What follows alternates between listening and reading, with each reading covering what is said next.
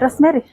Uko mzima? Leo hajaniokotea masahani. Ziko huko mbele tushaokota. Wamekulipa? Kila mtu ametuma. Hata nimeangalia hata ile mwisho ametuma tu saa hii. Kwani leo nyinyi haina wateja?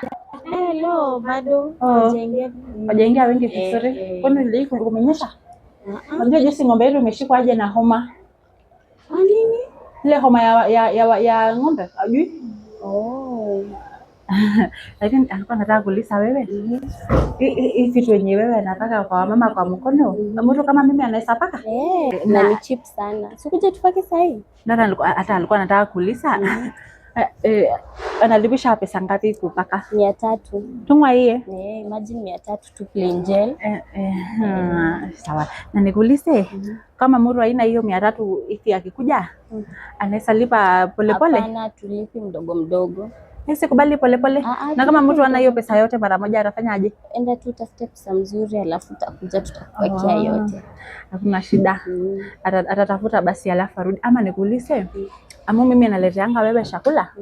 Akiletea wewe chakula kila siku alafu anaandika mahali mpaka hakikisha anafika hiyo pesa alafu atengeneze. Hiyo chakula ikitosha hiyo 300 nitakupaka.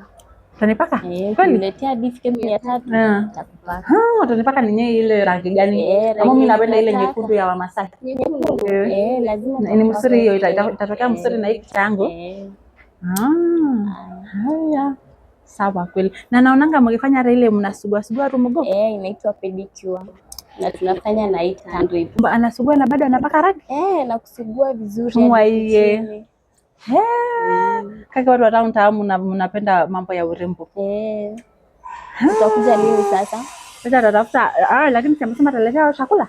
Ataandika mahali. Chakula hadi ifike 800. Utafuta ninye kitabu uandike. Iko na kama chakula ya leo yako ilikuwa 30 bob. Ilikuwa 30 bob ama ilikuwa 35? Ilikuwa 35. Unaandika hivyo mpaka leo utafuta tumepandisha bei. Tuko na offer. Tuma hiye.